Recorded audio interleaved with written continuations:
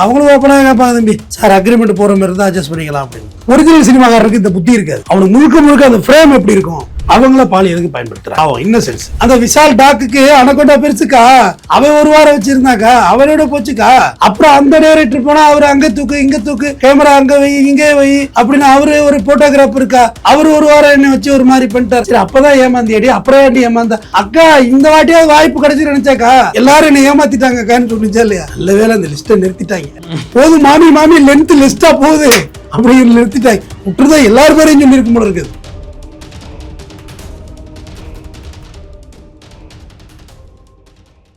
பாவோடைய conversion தான் நீங்க கேட்ட விஐபி எஸ்காட். அதுக்கு பேரு விஐபி எஸ்காட். கரெக்டு தான். எஸ்ஸை காட்டு தானேப்பா, எஸ்ஸை காட்டு தானே, எஸ்காட் ரைட்டு தானே. இஎஸ் எஸ்பார் செக்ஸு சிவாட்டி தூக்கிட்டு காட்டுன்னு தமிழ்ல வச்சா காட்டு. கரெக்டு தர்றேன், நல்ல விளக்கம் தான்.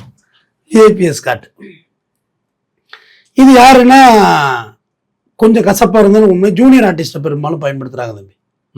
சினிமாவுக்கு வாய்ப்பு தரேன்னு அழைச்சி விடுறாங்க. ஓப்பனாக பேசுவோம். இப்போ என்னன்னா தம்பி, சினிமா படம் எடுக்கிறது இருக்குல்ல, அது எப்படி எடுக்கணும்னா, எப்படி இப்போ சினிமா கம்பெனி இருக்குன்னு சொல்லிடுறாரு. 3 பெட்ரூம் போடுறாங்க தம்பி. ஏன் தம்பி, டேரக்டருக்கு ஒரு ரோலிங் நாற்காலி பத்தாதா? கதை நடிக்க வந்த நடிகைக்கு 2 நாற்காலி பத்தாதா?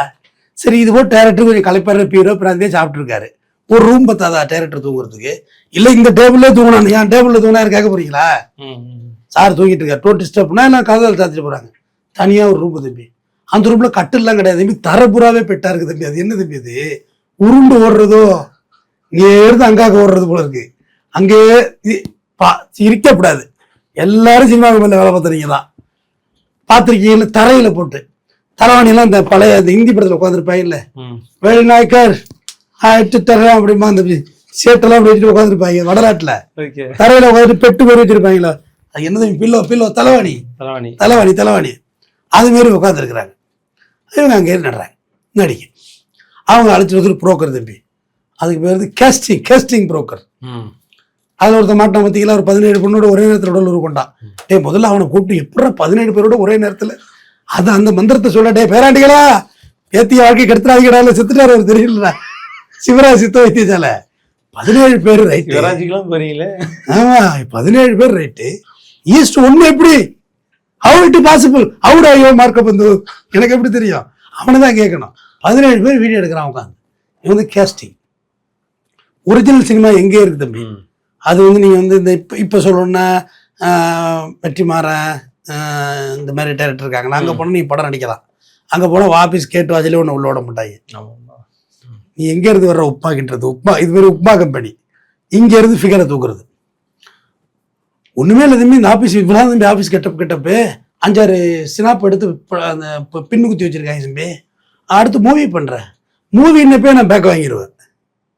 சினிமான்னு சொன்னா நம்புவேன், படம் எடுக்கிறேன் நம்புவேன். மூவி பண்ண போறோம், எந்த மூவியில் நடிச்சிருக்கீங்க? ஆக்சுவலா 2 மூவி நான் பண்ணிட்டேன். அந்த 1 மூவி எடிட்டிங்ல இருக்கு, 10,000 படத்துக்கு மேல இருக்கு தெரியுமா ரிலீஸ் பண்ணாம. தமிழ் சினிமாவோட அவல நிலை. காக்கா முட்டை ஒண்ணுதான் ரிலீஸ் ஆயிருக்கு தம்பி, பிலிம்ல உள்ள படமே இருக்கு, வாங்க நான் காட்டுறேன். ரிலீஸ் பண்ண முடியல, அவ்வளவுதான், காலம் தப்பி போச்சு. உங்களுக்கு டப்பிங்ல இருக்கோ, எவ்வளவு சேலரி, உங்களுக்கு சேலரி ஃபார் டே அக்ரிமெண்ட் பண்ணிக்கலாம் நம்ம அப்படின்னா தெரியுது. இது உப்பாவுக்கே வந்தது. மெஷர்மெண்டட் வெங்காயம், மெஷர்மெண்டட் ரவா, மெஷர்மெண்டட் பச்சை மிளகா, மெஷர்மெண்டட் கருவேப்பில்லை. இதுக்கு வந்து புரோக்கர் அவங்க அம்மா வேற ஒருத்தவங்க.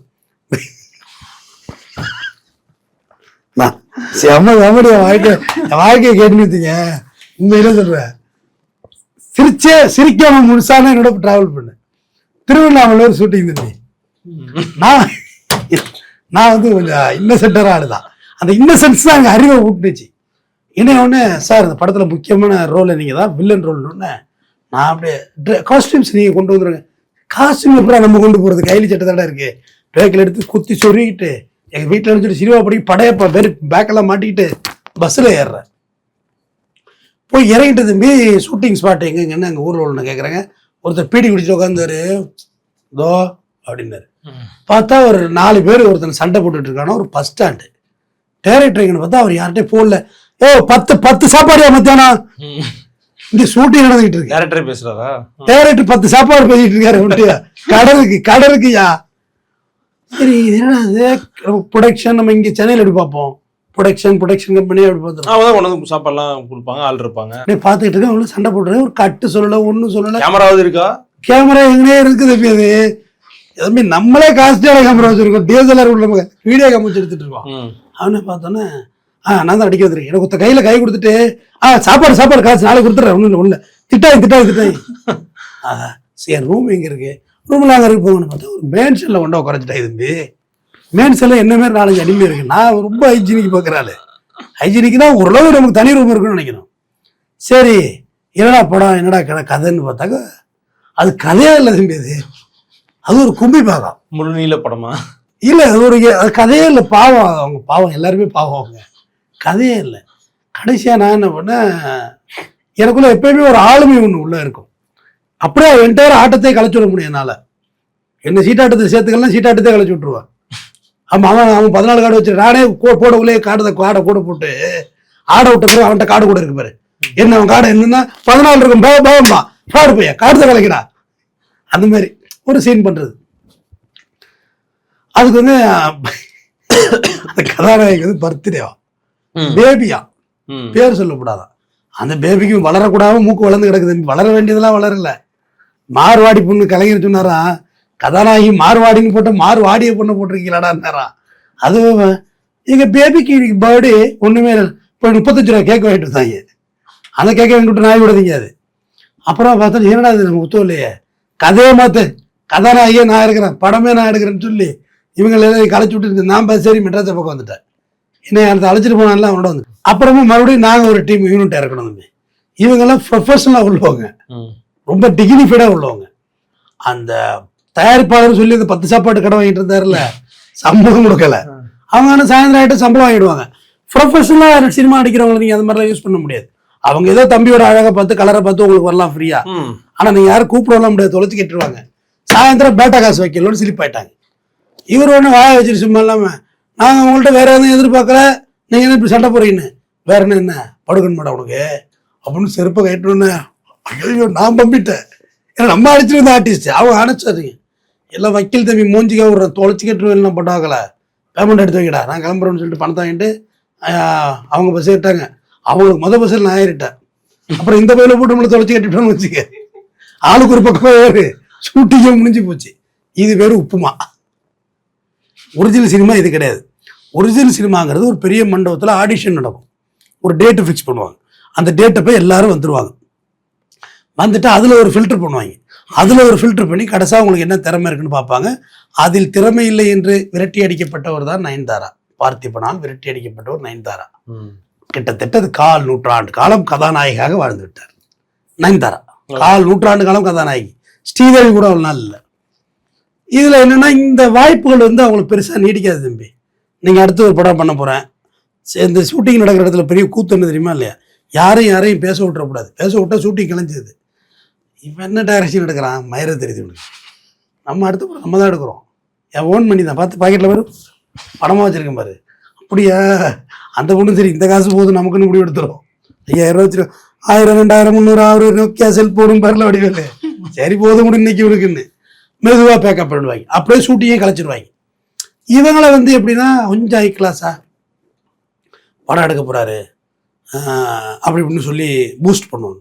பூஸ்ட் பண்ணி கொண்டாந்து காமிச்சு ஏதோ ஒரு முறை 2 பேரும் அவங்களும் ஓப்பனாக கேட்பாங்க, தம்பி சார் அக்ரிமெண்ட் போகிற மாதிரி இருந்தால் அட்ஜஸ்ட் பண்ணிக்கலாம் அப்படின்னு. முன்னாடி தான் வார்த்தைகள் என்னன்னு தெரியாமல் இருந்துச்சு. எப்படி கூப்பிடுறது இந்த பொம்பளைய, செருப்பு அடிப்பாளா என்னன்னு சொல்லி கூப்பிடுறது.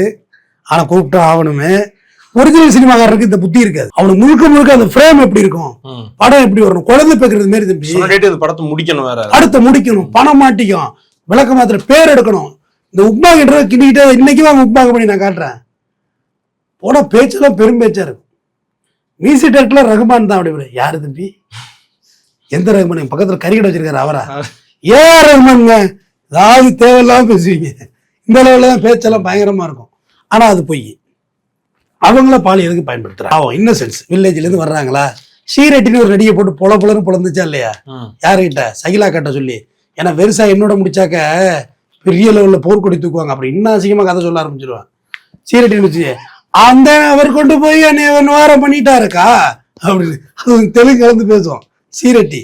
அந்த விஷால் டாக்குக்கு அனகொண்டா பெருசுக்கா, அவன் ஒரு வாரம் வச்சிருந்தாக்கா, அவரோட போச்சுக்கா.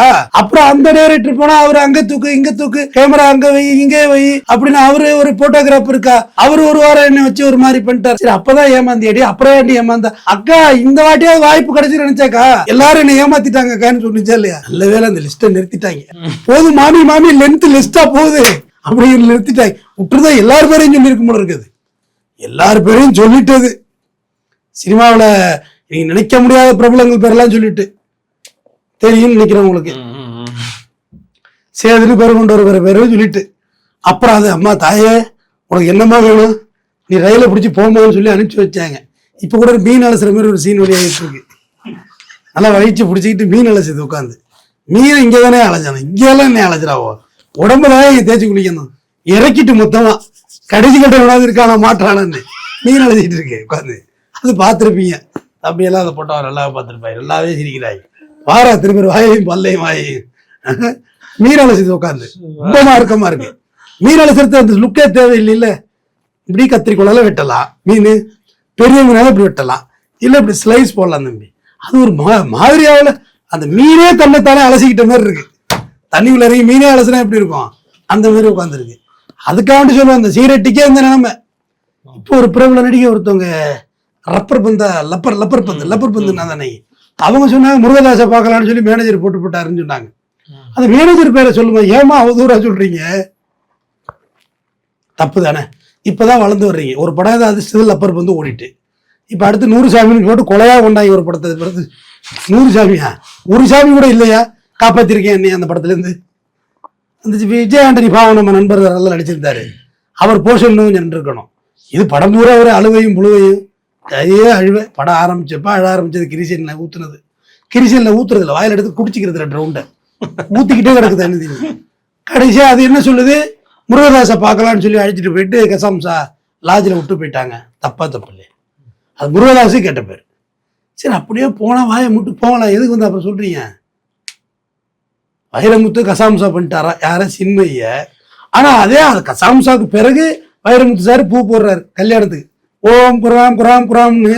அப்புறம் வைரமுத்து காலில் விழுகுறாங்க தப்பு புருஷன் முன்னாடி உழுந்து. அப்புறம் சொல்றாங்க வைரமுத்து என்னை கெடுத்துட்டாரு.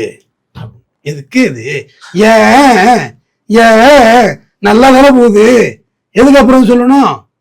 அபியூஸ்மெண்ட்ஸ் நடந்தா இன்ஸ்டன்டா ரியாக்ட் பண்ணுங்க.